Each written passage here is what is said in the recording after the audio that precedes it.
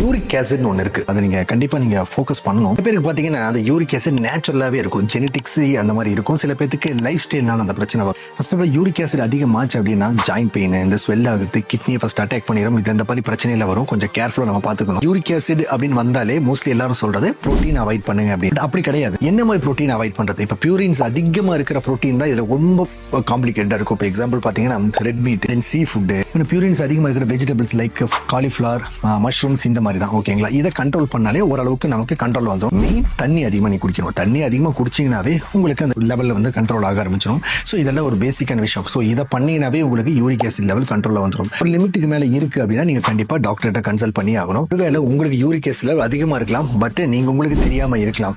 So இந்த video உங்களுக்கு use ஆகுனாலும் உங்கள் ஃப்ரெண்ட்ஸுக்கு கண்டிப்பாக யூஸ் ஆகும், நம்மளோட பேரண்ட்ஸுக்கு கண்டிப்பாக யூஸ் ஆகும். ஸோ என்னோட கண்டென்ட் இந்த மாதிரி சிம்பிளாக தான் இருக்கும். ஓகேங்களா? ஸோ இதை நீங்கள் ஃபாலோ பண்ணாலே எல்லாமே கண்ட்ரோல் வந்துடலாம். ஸோ கண்டிப்பாக ஃபாலோ பண்ணுங்கள். வேறு என்ன டவுட்ஸ்